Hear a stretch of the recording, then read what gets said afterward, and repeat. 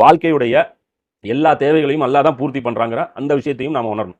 இப்போ நம்ம இந்த பூமிக்கு வர்றதுக்கு முன்னாடி பூமியில் அல்லாஹ் எவ்வளோ ஏற்பாடு பண்ணி வச்சிருக்கான். ஆக்சிஜன் கொடுத்துருக்கான், நமக்கு தேவையான செடி கொடிகள் கொடுத்துருக்கான், நமக்கு தேவையான விலங்குகளை கொடுத்துருக்கான்.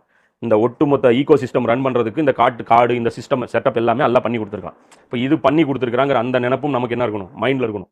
அப்போ தான் அல்லாஹ்வை பற்றி நமக்கு இன்ஃபர்மேஷன் கிடைக்க தான் அவனோட நமக்கு வந்து ஒரு ஸ்ட்ராங்கான ஒரு ரிலேஷன்ஷிப் கிடைக்கும். அவன் மேலே இருக்கக்கூடிய மரியாதை நமக்கு அதிகமாகிட்டே இருக்கும். நம்ம ஆள்கள் முஸ்லீம்கள் யாரும் அல்லாஹ்வை வந்து பெருசாக இன்றைக்கி மதிக்கிறது இல்லை. ஏன் மதிக்கிறது இல்லைன்னா அல்லாஹ்வை பற்றி நாலேஜ் இல்லை.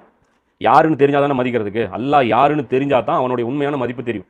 இதெல்லாம் வந்து ரொம்ப டீப்பாக நிறைய விஷயங்கள் பார்த்துக்கிட்டே போகலாம். எதில் அல்லாஹ் எப்படி நமக்கு ரப்பா இருக்கான், அவன் நமக்காக என்னெல்லாம் பண்ணி வச்சிருக்கான், இதெல்லாம் நம்ம வந்து பெருசாக விளக்க வேண்டியதில்லை. அதே மாதிரி ரஹ்மான் ரஹீம் இருக்குல்ல, அல்லாஹ்வுடைய ரஹ்மானுங்கிற அந்த பண்பு, அல்லாஹ் வந்து இரக்க குணம் கொண்டவன். இப்போ நமக்காக எவ்வளோ செட்டப் பண்ணி வச்சிருக்கான்னு தெரியுமா? இப்போ இவங்கிற ஒரு குழந்தை, யார், ஹுசேனுங்கிறது ஒரு குழந்தை.